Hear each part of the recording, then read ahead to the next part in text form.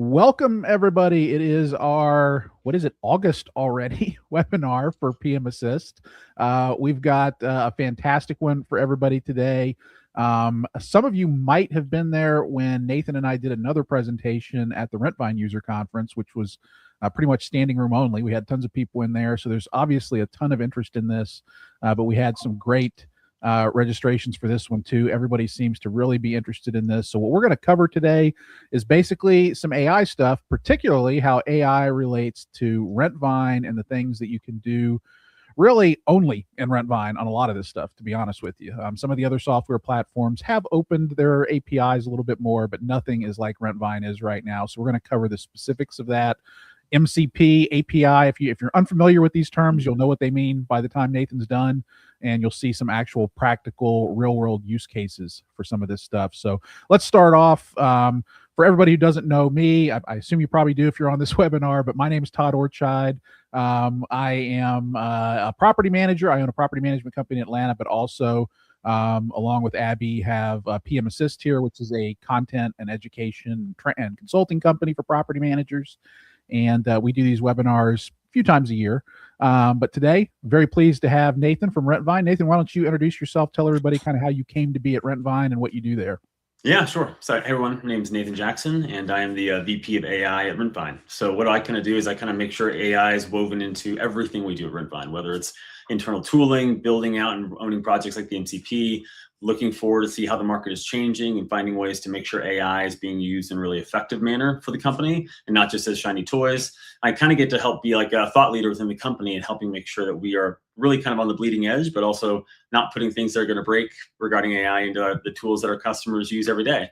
I came to be with Rentvine through an acquisition of my company, RentFinder. I built that over when I was a property manager at a company called Specialized Property Management. And from there, I decided to come over and join Rentvine after that acquisition. And I've been there for coming on nearly a year now. It's been an awesome journey and been able to build a lot of very, very cool AI stuff. So very excited. Keep doing more. Perfect. Nathan's got what would be my dream job at any of these companies, being the VP of AI. That's fantastic. So this webinar today will actually be a little bit different than a lot of these. Usually when we do these webinars, it's a lot of more like an interview back and forth. But today, since what we're going to be doing is a lot of demonstration, you'll have a lot of screen share here, and Nathan's going to go through a lot of different stuff here for everybody. So Nathan, I'll just kind of kick it over to you. I'll jump in here and there when I've got questions or when we get some good questions in the chat, but I'll let you kind of run through a lot of this stuff to start with. So over to you. Great. Okay. Well, appreciate it, Todd. Let me kind of run through a few things and I'll get into the meat of the content. So as I mentioned, one of my jobs is to make sure AI is kind of woven into everything here, but it's by no means something that just I am doing. I'm kind of a cheerleader in a lot of ways. We have a beautiful engineering team here at the company. They've done a lot of great work at a lot of different parts of our organization. And so the MCP is something you hear a lot about because it's new. It's something that we're utilizing all over the place, but we have AI everywhere, right? Some of the things that we already have in the company that's built in and in products that y'all might be using already today. AI-powered reconciliation and bank sync. This is something that's a very new tool as well, but it's been something that we put a lot of time and resources into in the last few months. And it basically makes the bank reconciliation syncing process much better than it has been, using AI to help match transactions and also help save you a lot of time when you're going through a traditional bank rec.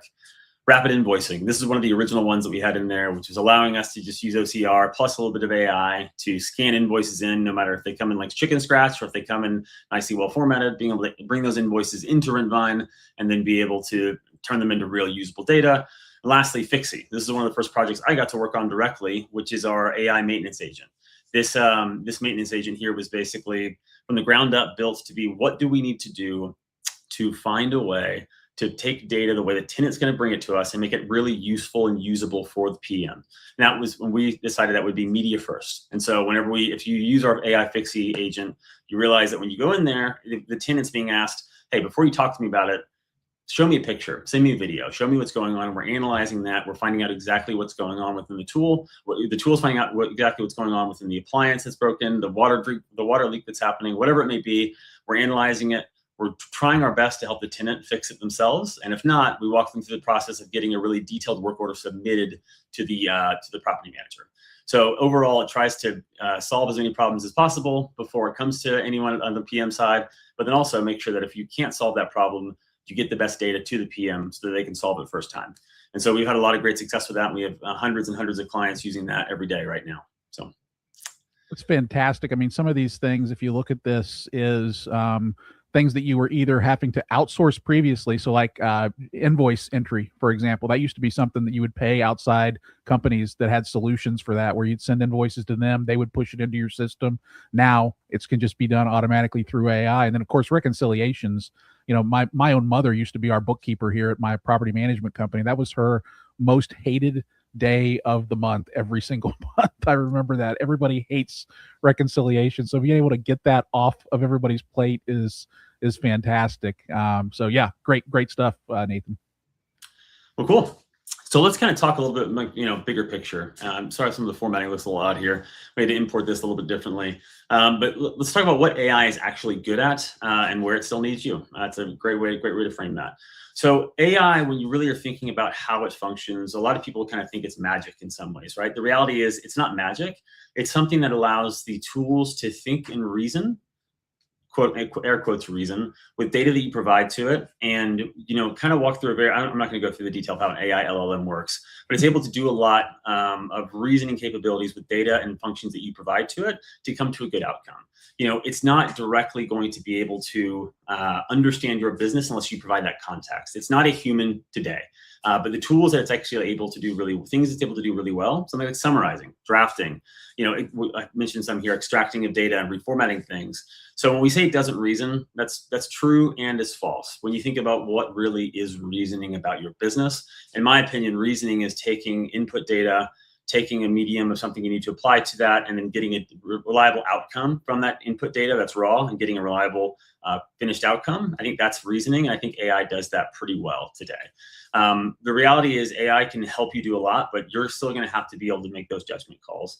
If it's involving money, I always tell everyone AI is going to be able to help you do a lot. But right now, I do not want you having anything pull the trigger on money unless you're reviewing it first. Like we talked about the AI tools we have here at Rentvine, went through the bank rec stuff. The bank rec stuff is recommending things to you. It's not saying, hey, this is how it is. It's basically saying, we recognize this pattern. We've seen this item. We've seen this. Here's what I think you should do with it. You're still making that final call. That's not necessarily the way it's always going to be. Eventually, we think we'll get to a point where AI can make full decisions from start to finish. But we are at this point right now where we want to make sure we're being responsible. You know, we have a duty to all of our clients, customers, and everyone to not use AI in a way that's risky for you guys. And so we take that stance on it right now. And the really important thing is it's like focusing on what are the things that you need to save time with? What are the things that you're like, oh, I'd love to be able to see this dashboard, this representation on something, but I just don't have time to build this right now. One of the things I always encourage people to do is ask themselves, people always ask me, what can I use AI for? You know, what should I be doing with it? I just don't know what to do. And I say, just go down your list of the 5 most time-consuming things that you have to do every single day. Look at those right now and say, well, let's just try. Give all the data that you have about task 1 to your AI, give it some context, give it some functions, and say, can you figure this out? A lot of people try to give AI some data and say, go do this thing. They don't ask the AI, if I want to have this result, how can I get you to help me do this? And so I definitely would start there and give that a try as well. So let's go to the next slide here. So another question, we got some really interesting questions during the beta. One of them was, can an MCP replace a CRM? And this question came in, I think, because a lot of people didn't understand, you know, again, another acronym, MCP CRM. A lot of people didn't understand what exactly the MCP was, right? Because we gave some demos where we showed where we were able to pull in data from an owner context and be able to look at a workflow and go and do this next action. And people are saying, hey, can this replace it? Well, the answer to that question is no, but it could be yes in the future. Right now, an MCP basically is just an add-on to our existing software and existing tool. An MCP at its core stands for Model Context Protocol. And without getting too nitty-gritty, what that really means is that it's providing context for our API.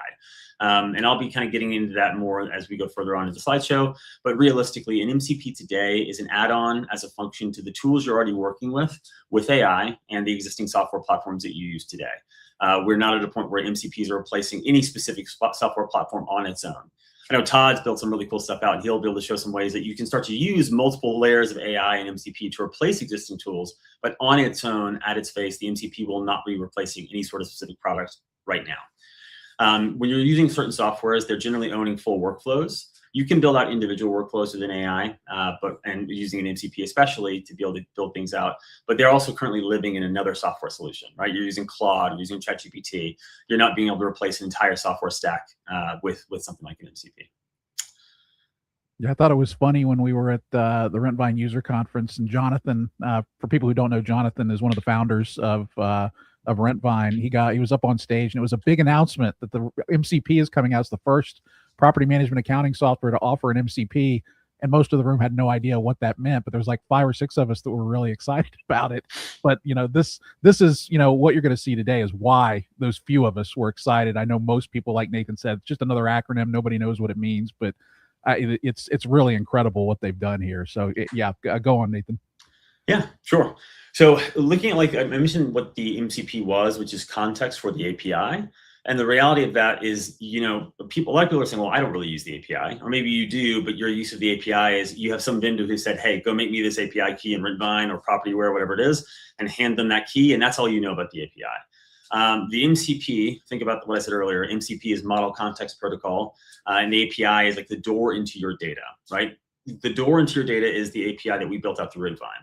And you may not realize that when you're in the Rentvine GUI, when you're walking around and looking at our software, you're using the API 100 times a minute, 200 times a minute. The entire way our software works is through our API. Just because you see clickable buttons and actions you can take, it's built on an API in the background. So the MCP is basically just a layer on top of that API that's giving that API context. And what do we mean by context? Well, let's say an API call is get buildings or get leases, for example.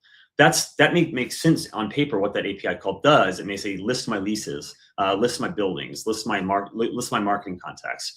But when we want to say give context, we will say, I want to be able to pull all the marketing contacts that have come in for this specific property in the last 7 days. Or I want to see which leases are expiring in the next 30 days so I can run a renewal report. And to be able to do that, there needs to be context applied to those APIs. The AI may be able to sort of suss some of it out, but what we need to do as a company at Rentvine side is to take these APIs we have and say, why do people use them? What are the certain functions people are using these APIs for? And how do you combine them together to get the ultimate function and ultimate tooling you want out of this API call you're making here? And so that's really what the MCP API relationship is. It on its own isn't able to decide anything or explain itself. It basically just hands over whatever data it's been asked for specifically. The MCP puts context into those data points and those calls.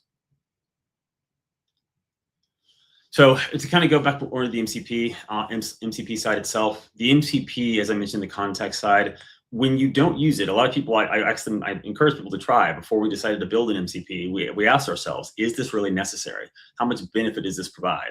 And originally, because I've been using the API within Claude before we had the MCP, and I was able to do some pretty cool stuff with it. But it always fell apart as soon as you got to that second layer of complexity. When you're saying, hey, get me all my leases in the last 30 days, that's pretty simple because the API can go, the AI can understand the API and go and look for the last 30 days of leases in your account and suss it out pretty well. But when you're doing things like really doing multi-layered step analysis where you're looking at this data point paired with this data point, linking up to this data point, and looking at that in context with something else, and then looking at that over historical trend, there's all sorts of different complexities that aren't really able to be understood without the MCP layer being added to it. The MCP also helps us give some boundaries about safety. Right? If you say, hey, I always like to use the analogy of hiring a new employee. If you hire a new employee and sit them down at your terminal with Rentvine and say, hey, go start doing this task for me. In 45 minutes, the amount of damage they can do to your company is pretty minimal. So whatever they can click on, whatever they can do on a computer. If you sit a new employee down with an MCP that is entirely unguarded and open to every single function within the API, that can wreck your business in 45 minutes very quickly. If they were to go and just start moving money around and charging things and deleting things without knowing what they were doing. And an API, raw API connected to Claude is liable to do that if you give it a function and you have a permission set to always allow. But one thing I also do when I check with people that are doing MCP stuff is I ask them to see what their permissions are, right? Because even I found myself saying, I don't really have to always be hitting approve all. Like it's really annoying really quickly. Well, then all of a sudden you see an API call that does something like, whoa, why did you just spend 18,000 credits at this API provider without checking with me? Well, it's because I hit always allow, right? And I'm telling you, people fall into that trap all the time. They leave things on that they shouldn't have on, and you won't always be careful. And that's why the MCP helps provide those guardrails and those tools. And with that, we know people do get frustrated by that because the MCP guardrails are basically saying, you can't do something. We're stopping you from doing something. We're going to be changing some of the way that works in the future about what you're allowed to do, what you're not allowed to do, and giving you more freedom in that regard. Right now, we're trying to keep it safe for everyone as people get more comfortable with that. Yeah, that kind of ties in with something someone was saying in the chat, that this was kind of high level, assuming that we're familiar with all this and not built for a novice. But the point of all this actually is the MCP is really built for that kind of use case. If you're new to AI, this makes it so much easier to deal with all this kind of stuff than it was with just a basic bare bones Claude desktop app and an API. That is very complex. I mean, it's still something that anybody can learn to do, but it's a lot more complex. With the MCP, as you're going to see here in a little bit when Nathan goes through it, it's all very basic. It's all very plain language. You can just talk to it. And because it has the guardrails in it, you're not going to accidentally do something that's going to screw up your business, which you very well could do if you just connected your API directly to it and started giving it crazy commands. You don't have to worry about that with the MCP. So that's really some of the big advantages here. Yep. And I'll tell you guys too, people are always asking us, can I do more? Can I do this? Why won't you let me do this? We are actively in the middle of a project right now where we are going through hundreds and hundreds and hundreds of use cases. And we're taking the time to document how PMs do their business, what they can do, what they can't do, and being really responsible, finding out what should we allow here, what should we not allow here. This is not something where we just threw something together and said, okay, that exists now. We have active engineers working on this every single day, adding tens of tools to the system, every week. So it's something we're going to continue to work on. All right, moving gears a little bit, chat or co-work. So when we talk about the MCP has to be used somewhere. And right now, the demo solution that we're going to show today and the place that I use the MCP all the time is Claude. People currently can use it in ChatGPT. They can use it in Cursor. You can use it in Claude. Those are the places that we've kind of made it really easy to use right now. But the reality is MCPs can connect all sorts of places. There's like MCP aggregator software. There's MCP tooling that you can use to tie into Zapier, for example. But the MCP solution that most of you guys will be used to is Claude or Claude Code. And within Claude Code, there's two really important modes that are in the first tab of your Claude desktop.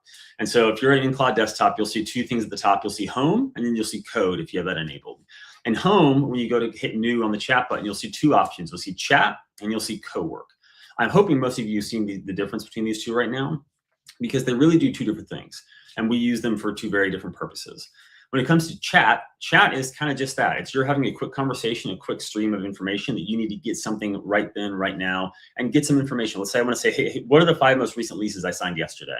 Or what are the 5 most recent properties we onboarded in the last month? That's really something simple you can run through your chat. Very, very quick and easy. Co-work is when you need to get something done. Co-work is something that's more durable, has more tooling built into it. It's you're saying, hey, I need to get this information. I need to get an email prep to send out to them. I need you to look at this information from this other system, put these two systems together, and then draft emails to go to Gmail while we're working through this thing. So it allows you to kind of set up multiple connections, multiple workflows, and then have a durable connection that you can even then come back to and reschedule and schedule something that's automatic, schedule something on demand that you can click a button. Whatever you want to do, you can do that through co-work. And so you can also then, in the code section of the tool as well, you can use the MCP and pull data into a code project you're building as well. Whenever you are going into the code section, we do personally recommend that you stick with the API. The MCP is meant more for the chat and co-work side of things. Just a quick heads up, it's where we find it performs the best. So again, just a big thing to remember: chat, question you need answered right now; co-work, something you want to exist afterwards; dashboard, recurring report, process that runs again next week. And I'll show you guys here in co-work once we get in, or once in Claude, once we get into it, some of the ways you can build artifacts and dashboards that'll live forever. So you can have a leasing dashboard that is just something that continually refreshes and something that always pulls new data down as well. So pretty cool tooling they built out. Claude, and Todd, what do you use in Claude very often when you're using it? I usually use, I'm usually actually in Cursor, is what I typically use, but I do use Claude desktop a decent amount. But for most part, I like to use Cursor, which for everybody who doesn't know is a third-party app that kind of links to a bunch of different LLMs, different AI models. So I'm usually using one of those instead of going directly to Claude. Cool. All right. Yeah, and that's a great example of something you can do and something you can use really well. So let me switch gears here. I'm going to share my screen now, guys. So let me share this screen over here, and I'm going to go over into my my slides here. 1 second. Let me try to switch over my software. 1 second. Where is that? present, share screen. Share screen. Okay, there we go. Now let me share. I need to bring this. I didn't realize that. Sorry, I had to bring it into a tab in Chrome. Didn't tell me that earlier. Okay, let's try that now. Of course, it always throws you off when you're in the middle of doing a live demo. So yeah, bear with us, everybody. We got a lot of different things we're screen sharing. Got to make sure we get them in order. Sorry about that, guys. Sorry about that. All right, so let's just do this from the web. I'm hoping y'all can see my screen now. I'll switch over to that. Can y'all see that? Yep. Probably need to zoom in a little bit though. Looks like it's a little bit. Is that better? Yeah. Okay, perfect. All right, so let's start over here. This is what I mentioned earlier, guys, that when you're walking through, what can we tackle together? I love that prompt here at the beginning. So there's two options here, chat or co-work, right? So let's also talk really quickly about the different models here that are really important to understand as well. So I only really want to focus on these two right now, Opus and Fable, but this is also going to be something you should take note of, which is Sonnet. Generally speaking, when you're doing something that's pretty complex, I like to default to Opus. Opus because it's a mix of good speed. It's also a mix of pretty intelligent software, and it's a great way to use. It's a great model to use with the MCP. Fable is when you have a really complex problem. And I say really complex, something that will go into multiple depths and stages of looking through things, understanding connections between two pieces of data, and building out something that is much more advanced. Now, this is really useful. I use Fable all the time as well, but it's for a different purpose, generally speaking. Today, we'll stick with Opus. And Sonnet, generally, let's say you schedule a workflow of some sort. Sonnet is generally great for that. Let's say you have a workflow that says, hey, pull down this data. You've already defined it. You say, pull down my leases and do this, run this analysis on them, and then add them to this dashboard. Sonnet is great for that. It's a really quick, cheap model that once you've already defined the rules and gates around something, it's great to use there. So let's start here with Opus, and let's go into our Notion doc here, and I will share our first prompt. So the prompt I'm going to be starting with is something pretty simple. So I basically want to just get a vacancy snapshot. So I've already got this ready to copy and paste in here, but I'm going to go here and I'm going to just throw in, I'm going to start with something simple. And we're going to talk this one out a little bit. So I'm a big fan of also voice to text speak things. So I always talk out whenever I'm typing instead. So I'll start with, give me a vacancy snapshot of my portfolio this morning. Specifically, every vacant unit, the address, unit, current rent, days on market if it's vacant, anything coming vacant in the next 60 days, and for each vacancy, one line on what's happening with it as it listed showing what's happening there. Keep it tight, address, days on market, links, and if there's any highlights you want to show me, let me know. See, this is my favorite thing in the world. There's some great tools out there that let you type to text or talk to text very, very easily. So let's do that. Which one do you use? Just curious. Yeah, I use Willow. I've been looking at Whisperflow as well, but Willow is the one that I've been using I'm most comfortable with right now. So nice. Yeah, and as you can see, it's throwing that in there too. Obviously, use my Rentvine data for all of this. Okay, so I'll send this one out. And while this is cooking, I think what we'll also do is we can kick off and take a look at some of the other stuff we can do here. Let's do this. Let's see what's the best way to look at this. Maybe some of our artifacts. Can we look at this? No, not that one. Not that one. That's the wrong one. All right, let's let that run and let that cook. Let's see. Uh-oh, where did we go? There it is. Previous message wasn't sent. Uh-oh, please tell me Claude is not having an outage right now. That would be quite a. That would be just our luck. That would be amazing timing. I got to say, man, that would be something else. Okay, all right, let's take a look at this here. Let's see. Can I share this? Okay, awesome. It's running. All right, so as you can see, one of the first things it does is it's looking at our Rentvine MCP that's tied into here, and it allows for. I have wide open reads allowed for anything. I don't have any restrictions around reads. I already have permissions set up. When you first go to connect the Rentvine MCP, if you do, it basically allows you to choose your permissions, what you want to allow the system to do on its own or not. And then it will ask you, and you can actually walk through the process if you want when you're adding the MCP to help you find the things you're comfortable with and what you're not. So, all right, let's see this. It'll kind of run through any logic here. So here's a good example, right? So let's say the question I asked, the way I asked it, it said, hey, I need the unit versus the property. It's going to go through and say, hey, something looks off here. It's going to come back and ask me further questions here. And so I intentionally let this one in because it did give me the error earlier. And I wanted to show you guys that the AI is pretty good at reasoning through things when you give it things that you don't think you would immediately understand or know, the AI can actually kind of pull these things out and understand what's really going on. So while we're waiting on that, I want to take a look at this turn season dashboard that I had built out here earlier. Let's see if I can pull this up. Yeah, so this is another one that I was going to be prompting and showing you guys. So this is one that I had for demo 3, but I think I'll go ahead and show this one while we're running here. This one specifically is the prompt I gave it was I wanted to see a turn season dashboard that I can run through the end of August. I wanted to see all the units I have to make ready, all the move-ins I have scheduled this week and next, any outstanding items, and then all the vacancies ranked by days on market, and specifically flagging any that are greater than 21 days. Laid out as a page I can bookmark. So this right here is an artifact that you have in Claude. And artifacts are really cool because you can actually publish and share artifacts with other people as well. You can save them within your organization so that other people within your group can save them and see them. And there's something you can make on the fly.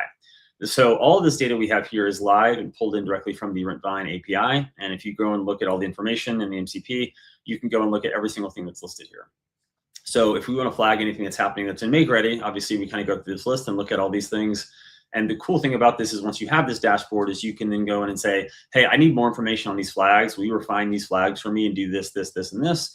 You want to say, I don't really care about the oldest work order. It doesn't really matter to me. Only show the ones that have these vendors on them because I'm having trouble with these vendors. I like to always get more complex too, where I like to take things where I'm like, hey, rank in the vendors who perform the best, list the owners who are most frustrated about slow maintenance, and let's get how do I match the slowest or the fastest vendors with the most angry owners and kind of come up with something that makes everyone happy. And so you can kind of take data sets from 2 different places and bring them together into a really cool tool at the end. So these dashboards can be really, really complex, and they're really good at calling out anomalies. That's one thing I always encourage people to do with these tools is to ask for it to look for things that don't make sense. It's very good at doing that. And that's oftentimes where your biggest problems are within your business too. Where is something that's wrong? So I think a lot of people know this inherently too about these tools. They've probably seen dashboards built with these systems, and we're building out another one right now that's running. But as you guys can see, there's a lot of really detailed information here. And if you wanted to, you could also have links on all these. Like this property could link directly to Rentvine if you wanted it to. This one is not just because it was a quick build out, but you can go back and say, hey, please have these all linked back to Rentvine. Make sure everything you have that's pulling in real information has a link on it, and then go from there. So yeah, this is a pretty simple dashboard, but one I think is really cool. Let's just also go. Quick, go ahead. Yeah, go ahead, Todd. I wanted to point out, just because someone was in the chat asking about Google Sheets and Google Docs and that kind of stuff, the point here is this can actually replace your Google Sheets. Your old Google Sheets that you kept having to manually update all the time with all of your data. Like a lot of property managers, one of the most common ones I see is a turn spreadsheet, for example, that's got all your vacant properties on it and the status of them. You can get rid of those old Google Sheets and set this up in a few minutes, and it's continually updated, which is the big difference here. When something changes in Rentvine, you can have that automatically updating to this, and you don't need the Google Sheet anymore. So, not only can you, you could pull stuff in from Google Sheets if you wanted to, but the real point is that's kind of outdated now. We don't need to do that anymore at this point. Yep. Very good point. Very, very good point. Okay, so let's go into one of my favorite examples here is going to be analyzing and committing to things from an owner call. So what I'm going to do here is I'm going to take a transcript from an owner call I have. I'm going to take the owner call, drop this transcript in. Now, in theory, you can connect this to something like Twilio or connect this to something else to automatically pull in your transcripts when they're available. And you could say, hey, get my transcript from this call I was just in and pair with Rentvine, come up with what I need to do. But I'm taking this transcript and I'm going to kind of walk through this prompt here that I have. Okay. So the prompt that I'm going to give it is now, let's see. Here's a transcript of an owner call I've just finished with Flanders & Co. portfolio. Please answer every question that came up on this call, pulling the answers directly from Rentvine whenever the data exists. Then draft a follow-up email to Ned covering everything I promised him and everything he asked me to come back with. If there's any anomalies that you think need to be pointed out or anything that you think I should really pay attention to, let me know and just kind of give me a holistic overview of how this call went as well. And make sure that you're logging in a special note this call and how the relationship's looking with Ned overall. Okay, so let's go ahead and let this run, let this cook, and we will come back to this one. This one I think is a great example because it's using a transcript from an existing call. It's a 21-minute phone call, so it's going to go through the whole transcript.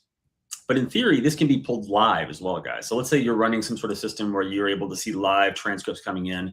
There's quite a few out there that exist now. You can have this all pulled into your system live and connect to an LLM like Claude and be able to pull data in live. You could, mute yourself really quickly and say, hey, he just mentioned there's a few cats in the property. Is that true? What does our lease say? So-and-so just mentioned this. You can go and have it pull out things while you're live on a call with somebody and go fact check, go look for things automatically against another data source while you're doing it.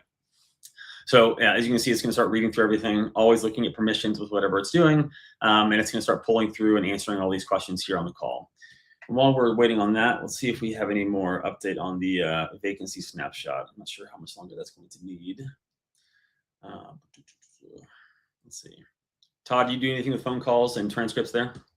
Yeah, we've actually got all of our calls recorded and they sync to our system so we can ask it for information later. If you've got, for example, we have our system set up where it'll automatically draft email responses for us. So it'll actually look at that context of recent communications and see what's going on in the past. Oh, nice. Okay, that's very cool. I love things like that. I know, Todd, you designed some really cool stuff. I know the one I've seen on the dashboards and stuff that you're getting ready to show us. There's some pretty amazing stuff, honestly, that you've been able to cook up that a lot of people definitely have not. So let's see if, all right. Trying to find my pins here. My pins are always in my desktop app, but it's not pulling up here on my web version of this. Sorry about that. Let me see the Florida properties. Huh, not pulling up there. Okay, well, let me see if I can pull up a different dashboard. We can walk through something else. Pretty simple here. So I mentioned a few other systems that you can use. One of the cool things about the Rentvine MCP and other data systems is that you're able to bring them together in something like Claude Code or CoWork. I'm gonna use one called Parcel Labs. Parcel Labs is a fairly new entry to the data source market. They've got some really unique stuff. So let's do this. List out the largest single-family rental third-party property management companies in the Dallas-Fort Worth market Metroplex, and then please list who's been adding the most properties recently and who's been losing the most properties recently of, let's say, the top 5 or top 10. And then from there, I'll be using my Rentvine data once I get this resource back here. I guess I'll pull that out with some more context. So this is able to take data in from, let's say I want to look at other property management companies. And so one of the things I was thinking about earlier is that you can take a look at other property management companies in your world, in your sphere. So I just said DFW is a large metroplex where I live, but you can narrow it down to a certain zip code. Say, hey, what property management companies are doing X, Y, or Z here? What are they doing differently about how they're marketing their properties? And how am I doing as compared to what they're doing, right? And have it go and do some research for you on the web, look at the data you have in your Rentvine system about how you're marketing those properties, and then go look at how they're doing as well, and bring all those together and kind of come up with how do I help run my business differently that may make me a better marketer, may make me a better leasing team, whatever it may be. You can look at competitors, look at your Rentvine data, look at a third-party data source and pull something together. That's pretty cool. So while that's running, let's go back and we can take a look at some of our other things that we've been running here. I think Claude is running slow today. It looks like all the systems are running pretty slow. Okay, all right, of course, we're checking the quickie mark. I'm sure if any of y'all saw the names here, we're using some good Simpsons characters here as well. All right. I was on a webinar with Wolfgang yesterday, and he's using all things like Jarvis and all that. AIs from movies is what he uses for all of his agents. Awesome. That's great. It's always good to have some different characters and things you can use when you're going through all these things. So I'm just gonna point a few things out here while we're going through this. We're not gonna get this, didn't have the final request yet, but you can kind of see what the AI is doing here, right? So someone said on the call, one of the things that was flagged by the owner was there was a markup that was on a certain property that we had agreed that there wouldn't be a markup on this specific property. Like they flagged that, and the AI is then calling that out and then going and checking the Rentvine MCP to see, hey, is that accurate, right? So when you see use Rentvine MCP integration, this is one line you're seeing here. But to get there, it did a lot, right? It looked at portfolios, looked at the properties, it looked at other information about a specific property. And so if you actually drill down and see all this stuff, you can see, hey, it pulled the property detail for both Flanders portfolio properties to verify the management fee setup, markup config, and portfolio assignment. And you can see all the raw data that it's pulling in. And that's one part of 5 parts of a single part question of this call, right? So if you actually think about what's happening all the way through this, you can see this, right? Like I'm showing you guys here, look at how much data and everything is being pulled in to answer these questions. These are not really simple, quick 1, 2, 3 answers. These are things that are really in depth. And so this is doing a lot of work to really understand what's happening before it answers the question.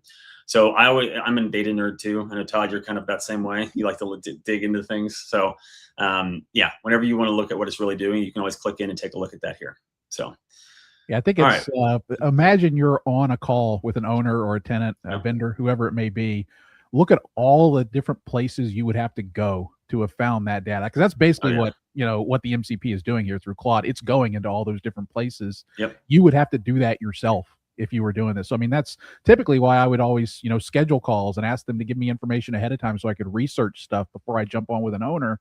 But now don't really need to do that anymore. I can ask while I'm live on the phone call, and then it's going to give me that information while I'm there on the call. So huge advantage. Yep. All right, you can see it's kind of getting to the end here on this one. It's creating its note. It's got everything it needs, logging the internal call note now, and then it's going to give us the information at the end. While it's finishing up, this vacancy snapshot just finished. This is the one we started creating at the beginning, guys. And so this is going to show the vacant units, our market rent that's sitting vacant. Obviously, this is a demo portfolio we're using, so this is not a real representation, but it's good real data, but it's all just in demo properties here. But as you can see, this vacancy snapshot we just built out in just a few minutes, and now we have something that's really giving us good information about what's going on, right? We get to know like what's pre-lease, what's in a make-ready status, and the work orders that were then pulled in for that. Let's see what other stuff pulled in here. Coming vacant in the next 60 days, 20 leases through October 13th. And then we can take a look at some renewals. Are they awaiting the tenant? Are they ready for review? Are they ready to send? So this is actually doing a good job of highlighting certain things that may need to be called out to you as well. And of course, once you have this, as I mentioned before, you're not stuck with any of this stuff.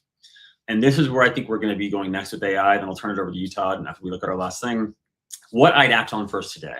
Me personally, I'm taking it to the next level with my AI, taking it from providing information to me to helping it analyze how I understand and analyze all my data, and then having it answer questions for me about what do you think I want to do next based on all the things I like to do in order. And so this here is making recommendations to you, saying, hey, I'd act on these specific things first. And so again, these are all very specific to this one demo we did, but you can get very specific as to how you'd like to analyze and break down your data. So I will switch back over to see if we get this Flanders & Co. call done here. Let it load back up, and we will go from there. Okay, I see that it's loaded. I think it must be something on the web because it's loaded on my desktop, this Flanders & Co. call, but it's not wanting to load here on the web. Let's see if I refresh it, that'll change anything. Yeah, of course. I think Claude is having some problems today when we're doing a demo, so that's wonderful. Oh wow, okay, it just totally backed out of this. Okay, well let's I think I don't know why I said it was dead, but now it's back here. Okay, all right. So this is basically now it's gone back and looked at our data. It's made its note. It's done all of its things. So here's the things that we committed to, right? The things that the owner that we were on the phone with committed to. The move-in inspection, the markup investigation. We decided we'd look at some shot records for this pet and see if we had the on file that they were done for rabies and that they were on the lease correctly. Fixing this work order up, and we're sending a reserve request in today. Rounding up our make-ready billing, and he also mentioned graffiti on the call, and he was getting annoyed by that, and to see if there's anything we could do to help with that. And here's the things that Ned committed to on the call. And so the cool thing is here now we have a to-do list, things that we need to do ourselves internally. Now, what I would do next is I would say, of all these things that are on the to-do list, how many things of these can you tell me to do? Can you handle on your own? And how many things do I need to give you answers on before you can handle yourself? And just kind of go down that step-by-step process of answering the next question, doing the next action, doing the next thing. Just always asking if you can. And if it tells you can't, try another way in the future. So I'm a huge fan of all these things. And I think we're going to be going a lot of really cool places with AI overall. And I guess with that, I'll turn it over to Todd and let you do some building live. Yeah, perfect. We'll do a couple things here. I'll start off. Actually, I'm just going to copy and paste just to show people how easy this is from the cookbook that Rentvine can provide for you if you get on the MCP to do a quick dashboard. And while that's building, I'll show you actually the stuff I've already built for my property management company. So let me get up a screen share first of my Claude desktop app. Let me see.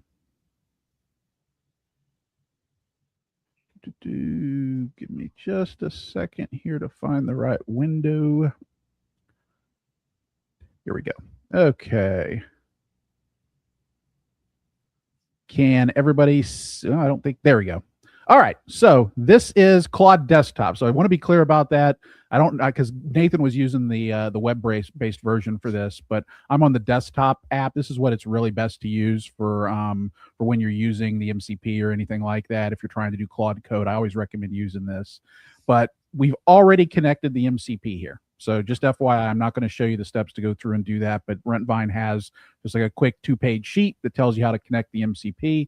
So it's all connected. So what I'm going to do is go into Cowork here, and then I have copied this prompt that they provide. So this is a prompt to basically just build a quick scorecard across all of your portfolios. So I'm going to say, they give you the brackets here where you can fill in what you want it to do. So I'm going to say all portfolios. It's going to score each portfolio. Now I'm going to take out the maintenance side of things because we use property meld. So we'll just simplify it a little bit and just do the rest of this here. Let me see if there's any other brackets I need to fill in. 90 days is good. A short narrative. I think this is all. Anything else you could see here I need to edit before I just drop this in here, Nathan? No, I think it looks good. Perfect. So we will put that in there, and it is going to take just a few minutes for it to do this. So while I have it doing that, I'll give everybody a quick demo of what we've already built we've basically built an entire new front end for our property management company. So I can show everybody what that looks like while this takes a few minutes to build that new dashboard. So let me do this here.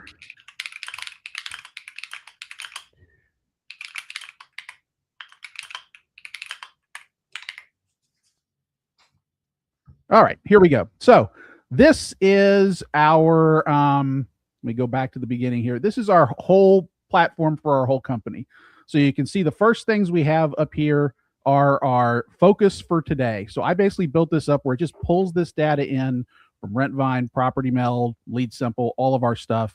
And anything that's in the red, which is basically just criteria that I've set, it puts that right at the top. So when our employees log in first thing in the day, they know, hey, we haven't closed any new doors this week. My BDM is out. That's why. Our days on market is high. That's higher than I like it. Our response time is 3.9 hours. I like it to be sooner than that. Our vendor health score is just a bit below 100 where we want it to be. And our churn rate is just a bit higher than the 20% target I've got. So it's telling us these are the things we want to focus on for the day. And this is all automated.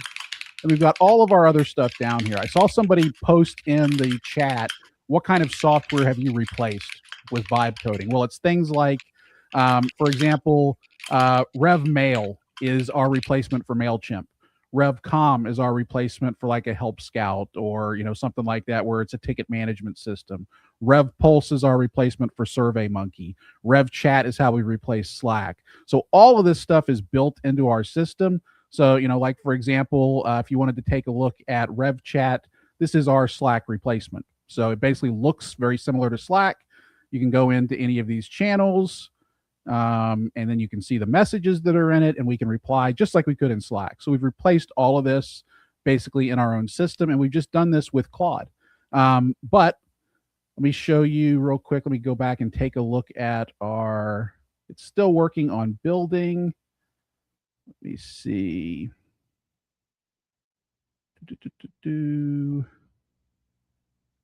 There we go. All right, it's still working, so we will keep going here. So back to this. Let me take you to the dashboard, which is kind of where we started on, because this is where I think everybody should start. When you're first starting to build stuff in Claude and you're trying to learn how to best do stuff, and I think Nathan agreed with this when we were doing our presentation at the user conference, the best thing to always start with is stuff that can't push data into Rentvine. Now, thanks to the MCP, it's always going to ask you to confirm that. It's never going to do it on its own, but it's always best to just do read-only, where it's just pulling data out, formatting it, putting it into a nice presentation for you, which is what we have Claude working on for us right now. But this is like a completed version of what I've already built that connects to multiple systems. So it tells us what our average management fee is, days on market, how many doors in the last month. So these numbers are a little bit different than the prior page because they're on different time periods. This is the prior 30 days instead of the current week. We've got our repair speeds.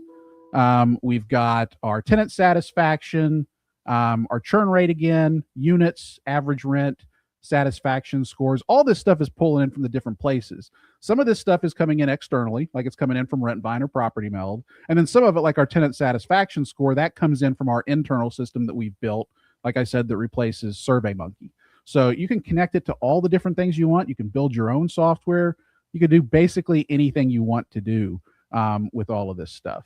So let me see. It is still returning information, pulling in halves. Okay, so it says it's going to take it a few minutes here. So what I will do, actually, I'll tell you what, while that's building, Abby, do you have any questions that have come in that we want to answer while we're waiting for that to finish building? Wait for Abby to jump in. Oh, Joel's question. Yes, yep. This is all running on our VPS online. Yep, I'm going to pop them up on the screen for you. So we've got that question. And then... And for people who don't know what that means when he says Linode, this is basically a server up in the cloud. So this is just another company hosts this for us, just like Amazon Web Services, anything like that. It's just a cloud server that holds all of it. And the reason I do that, you don't have to. You can put it all on your company's local computer if you want. You can put it on your laptop if you want. You can just store it all there. That's basically what's going to happen right now in Claude that I'm building right now. It's just going to be on my computer unless I want to put it up on our Linode, our VPS. But the way I like to do it is I like to have it in the cloud because it's always on. I never have to worry about the power going out and this computer being down, or I'm on an airplane or whatever the case may be. It's just always running. If we have a hurricane that comes through, it's going to keep working. So that's why I do that. One other question that we had was, other than your PMS, what other softwares have you kept on that you have not replaced? Which I think is a very important question these days because AI is replacing a lot of things. But what is it critical that you keep? Yeah, so there's kind of a clear dividing line there, I say, in a lot of cases, which is, it's in the software industry, they kind of categorize things as horizontal SaaS or vertical SaaS. And basically what that means is horizontal SaaS is software that can be used across all kinds of different industries. So think of something like SurveyMonkey. That's a perfect example. That's a horizontal SaaS product. Any industry can use it. You can use it to run surveys for any kind of company, whether you're in real estate, healthcare, whatever it may be. Those are the softwares it's really easy to replace with vibe coding. And I say almost all of those we replaced at my company. On the other hand, though, is what they call vertical SaaS. And the reason they call it vertical is because it's within a industry vertical, basically. So think about software that is property management specific. So it's things like Rentvine, obviously, things like Property Meld, Z Inspector or Rent Check. Those are vertical SaaS products. Those are much, much more difficult to replace because they're very highly specialized for our industry. You basically have, I mean, think about Property Meld, for example. If you've never been to Property Meld headquarters, I would encourage you to go out. It's a huge company at this point, tons of employees, and all of those people spend all day doing nothing but thinking about property management maintenance. Obviously, you can't keep up with that. You're not going to be able to make your software as good as they make their maintenance software. So, it's very easy to replace generalized tools that can be used for anything, but it's different when it's a really specialized tool like an inspection software or a maintenance software. I always say that that's the hardest stuff to replace. Would you agree with that, Nathan, or what are your thoughts on that? Oh, I think you got yourself muted. Sorry, I was typing earlier and I then got myself muted. So yeah, I think that I also saw a few questions coming over here too, so I'll address some of that. I totally agree, Todd. I think that there's a lot of various things that you can be able to tackle with these things, and you're going to kind of go back to some of your earlier comments. When you first are tackling any of these projects, any of these things, focusing on the things that are safe to do and safe to focus on is obviously really important.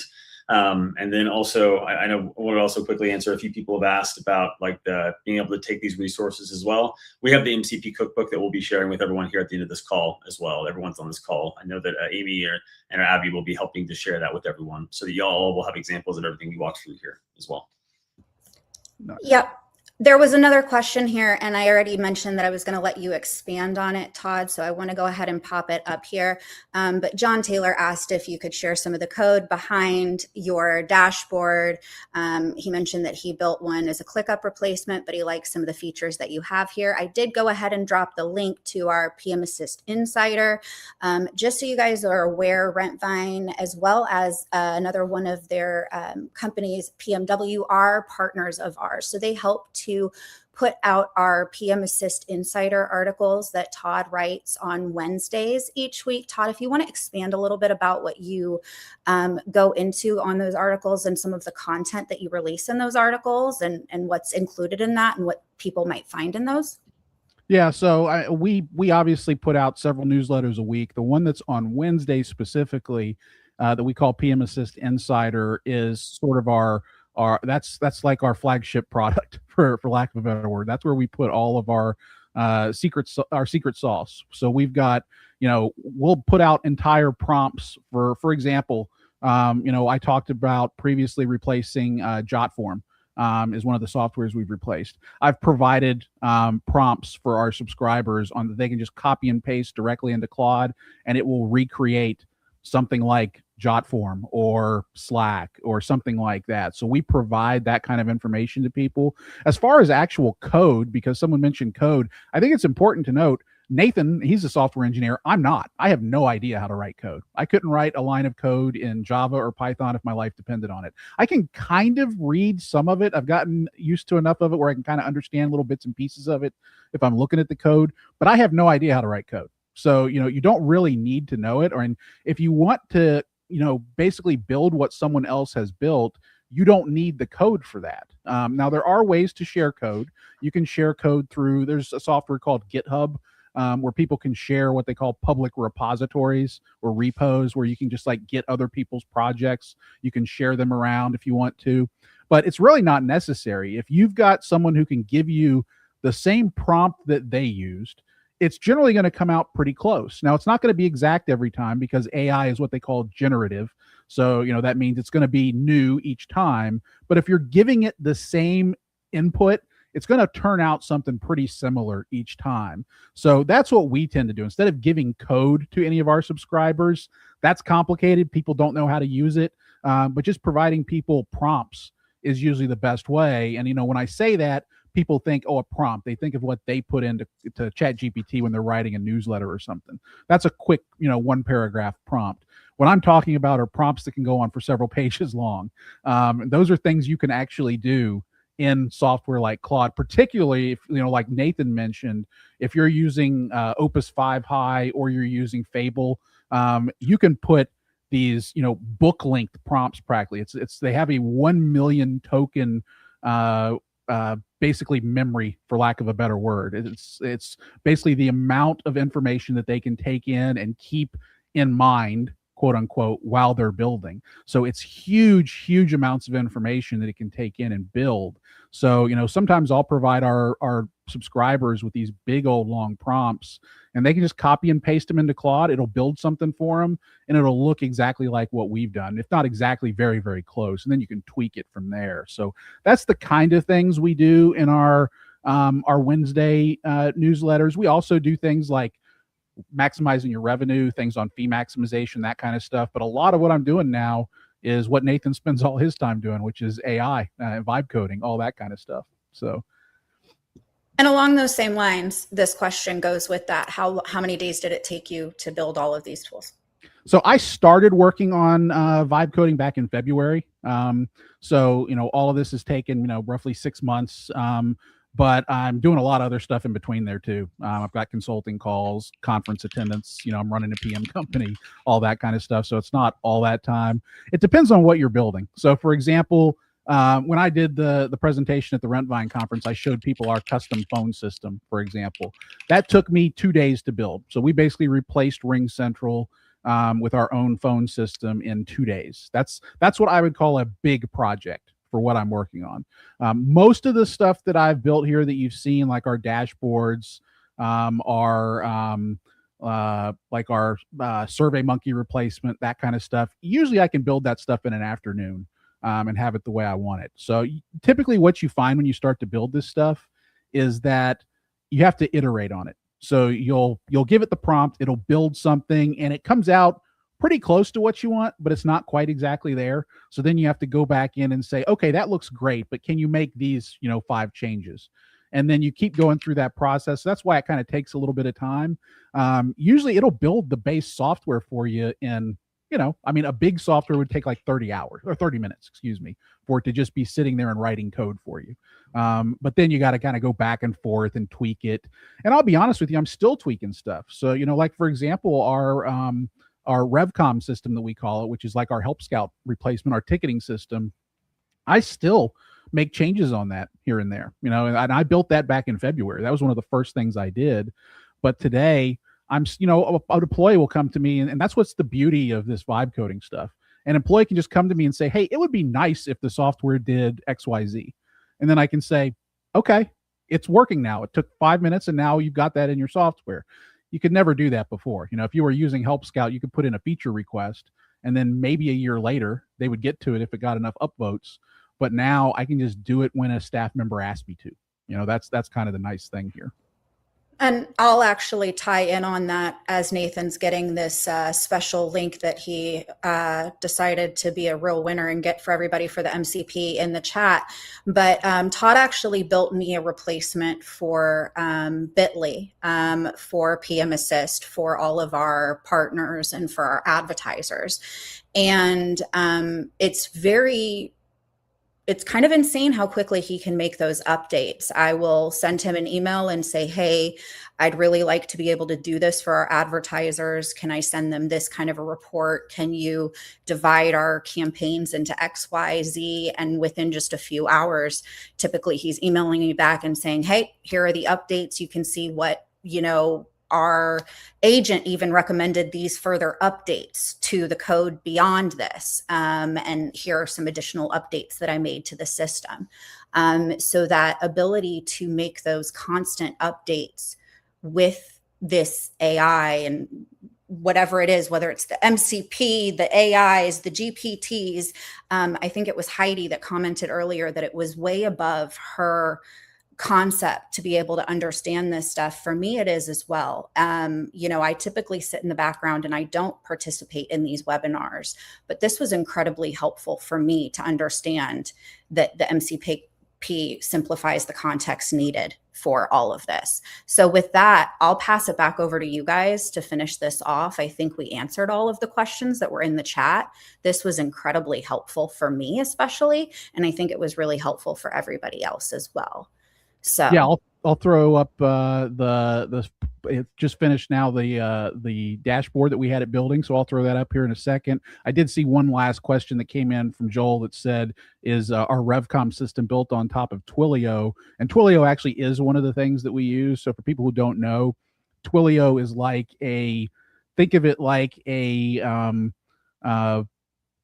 wholesale version of like Ring Central, for example. It's like when other companies build phone systems or SMS, text messaging into their platforms, they use Twilio. So like if you use Apply or Lead Simple and it text messages, they're almost certainly using Twilio. So that's what I did. So if you buy a phone number through Ring Central, for example, it costs you $40 a month to have that phone number and be able to use it. If I buy the same phone number through Twilio, it costs me $1.50. So that's the difference when you're able to do this stuff directly. So yeah, we've built RevCom on top of basically Twilio for phone and text message, and on top of Microsoft Exchange for our email system. So it pulls all that together along with our Rentvine data, property mail data, all that kind of stuff into one big platform. And yes, we do have voice line information. Well, let's see. Do you have that voice line information that you shared at NARP? I'm not sure what you're asking there, Jamie, but reach out to me at Todd at Revolution or at propertymanagerassist.com, and I'll be able to figure that out for you once we go back and forth. But let me show you this before we finish up for the day. I will throw up our dashboard that this system created while we were working. Let me go here, share screen, and we'll share Claude. There we go. So it created this dashboard We got a median score of 80 for our portfolio. That delinquency rate is wrong. I got to figure out why it's doing that. This is where I say you have to iterate on things. We're nowhere close to that at this point in the month. But the occupancy rate is probably right because we're onboarding quite a few new doors and got a bunch of turns going on. We've got score distributions. And then it gives us sort of things we should look at down here. We've got open issues that it's having us take a look at. Inactive portfolios. So that's actually something I need to take a look at. We've got 4 inactive portfolios on the rent roll with no units. So this is the kind of stuff that it can tell you about. And then once you get under the alerts, it's got your ranked scorecard with every portfolio in the system telling you whether it's clean, if it's got stale data.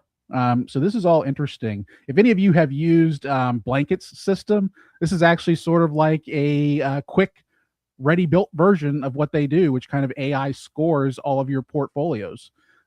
So very, very useful information. This is actually pretty impressive, to be honest with you, Nathan, how it's able to do this. This stuff, even though I've been doing this now for 6 months on vibe coding, I continue to be impressed with what these systems are able to do. Every time I work in this stuff, it just amazes me. Yeah, and I'll throw one other thing in there too at the end, guys. If there's any cool ideas that y'all have that y'all built out yourself, we love to hear it from you as well. Feel free to share you can share my email as well, Abby, if you'd like. And then I know, Todd, you get a lot of emails. I love to see what people are building with the MCP. That's something that we're obviously very proud of here, and we love to see the things y'all are using it for. And if y'all come up with something really cool, we may feature it. We may put it into a future version of the cookbook and share it out with others if you'd let us. So we always want to hear from y'all as well about what you are building, because it is some really, really, really cool stuff out there. And yeah, we're excited to see what's coming next. Perfect. We have any last minute questions, Abby, or are we ready to wrap things up for this session? We are ready to wrap things up. Perfect. All right, everybody. Appreciate everybody turning up. This is one of the biggest webinars we've hosted. This is actually as big as the Second Nature webinar I did last month. And, you know, when we can compete with Second Nature, that makes me happy, because they certainly usually have the biggest crowd. So that's fantastic. Thank you, everybody, for showing up. Nathan, any last words before we wrap up? You know, I would just say, if you don't know that you can do it with AI, or you're not sure, try. Just keep trying. Try again and keep going at it. And keep doing whatever you can. Whenever people come to me and say I can't do it, I say, I challenge you. I bet you can. Just keep trying. Excellent. Excellent. Thank you for showing up here, Nathan. This was fantastic. Got to see, you know, real world use cases for this stuff. So appreciate it. Everybody, we'll get the recording out to everybody who registered. And of course, Rentvine will get the information out on the cookbook and the MCP and all that kind of stuff. So we'll see you at the next webinar. And thank you, everybody, for showing up.